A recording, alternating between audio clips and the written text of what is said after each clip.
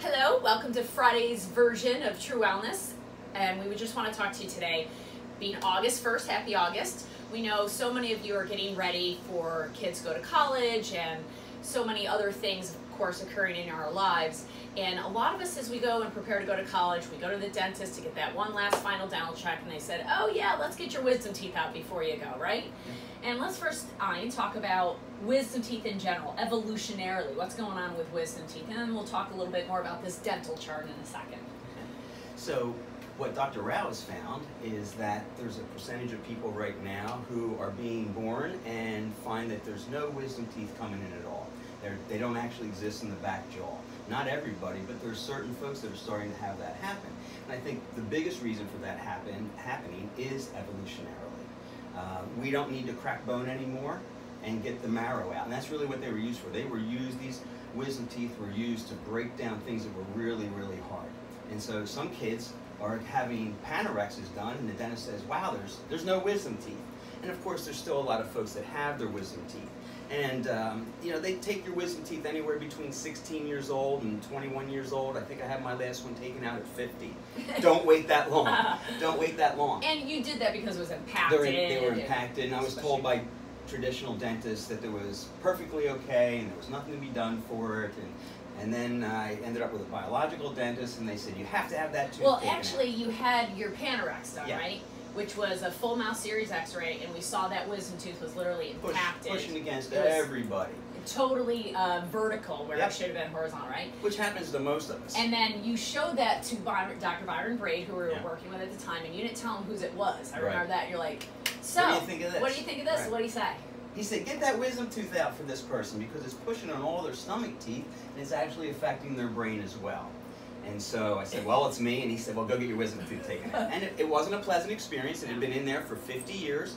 My jaw had grown around it. And so they had to cut it in several sections and take it out. And I'm glad that I had that done. Go ahead. I was going to say, his brother, who's an oral surgeon in Philadelphia, did it actually. And I remember said to you, I'll tell you right now, I know dentists wanted to do this because dental surgery is not easy. It's not easy for any of us to go through. We know that. But there is an issue, right, with every tooth is aligned to a meridian, as you know. And if you don't know, you can read Swiss Secret, Dr. Rao's first book. You can read Biological Medicine, The Future of Healing, Dr. Rao's second book.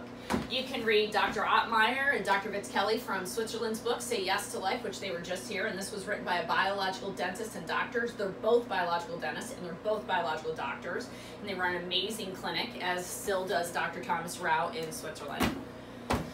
Keep going. We'll go. So every tooth corresponds to not just a meridian, but an actual organ, a sense organ. And so what is ever done to our teeth can peripherally affect the rest of the system and how it's functioning. And what we have found over the last 15 years of being involved in a bioregulatory approach to health is that if somebody doesn't really start feeling better, regardless of what they're coming in for to see folks like us, if they don't really start to get better within the first couple of months, first 3 or 4 months, it's almost always some kind of dental or oral issue that's stopping the system from really continuing to heal and get to the point where there's a true cure, true healing happening for the person. True wellness. A true wellness for the person. So our teeth are really, really important, of course. Nobody likes to lose teeth. And it's more than just having fillings taken out. You know, it's really about the oral cavity and how healthy that is. And so I had my wisdom teeth extracted when I was 18, right, prior to going. Actually, that's not true. I wasn't 18. I was 20. My wisdom teeth didn't have to come out until a month after my car accident. And then I started getting all this pain in the back of my jaw. I went to a dentist in Ithaca. They extracted them. I didn't think about it again until we went to our first bioregulatory medicine seminar with Dr. Rao in 2006. I had 1 filling and 4 cavitations. Right. So we went to a biological trained dentist who extracted my, replaced my amalgam filling with a plain filling, and then she did a cavitational surgery. So a cavity is a hole in a bone, and a cavity is a hole in a tooth, and a cavitation is a hole in a bone. So she said, oh, you have holes in where your wisdom teeth were in, and there looks like there's infection in there by the cone beam that she had done. So she went and dug all that out and cleaned it out. And then this movie came out, Root Cause, and we watched watched it, and we had suggested everybody to watch it, and we'd already been involved with Dr. Kiritola from New York, who's written a book about many of these subject matters. And I said, oh, let me get a cone beam and just see if my wisdom teeth had properly healed from that experience. And I'll add that to this link as well. And essentially, no. Jerry was like, well, you know, I don't know if you've had your extractions done, but you still have holes in your bone. So we just want to say, if you're going to have your kids' wisdom teeth out, there's a couple things you want to talk to your local dentist about. One is making sure that they pull the periodontal ligament, which is the ligament that's actually connecting the teeth to the rest of your body. And if that's left in, if they just take the tooth and they leave that ligament in and then they sew you up, that ligament's going to deteriorate and it's going to create an infection in the body, and the bone's not going to have an opportunity to actually heal. And when I had mine done, we had a dental hygienist go up and watch the process, and she said it was so disgusting. Out of 2 of my wisdom teeth sites, she said it was like this black goo that came out. And the dentist at the time had said, well, that's just your dental ligament that nobody had taken out. And this is just something, an awareness, that if you walk into your dentist and they don't know what it is, I might walk out and get a different oral surgeon to remove my wisdom teeth. And we have, if you would like a cone beam, if you've had teeth extracted, you want to know if it's done appropriately, we have a wonderful dentist down the street, Norman Gerlich, if I said his name properly, hopefully. But he's down the street and he does cone beams for us. We send them out to Jerry Kiritola, who's way behind, but we love Jerry. But he's the expert in reading these cone beams to see if that's been done appropriately. So is there anything else you want to add about the wisdom teeth, other than maybe what it links to? Well, our wisdom teeth are connected to the small intestine meridian, which connects to your heart, which is a part of the heart meridian. And there's all kinds of peripheral things, energy metabolism, neuralgias can show up. You can get shoulder pain from wisdom teeth issues.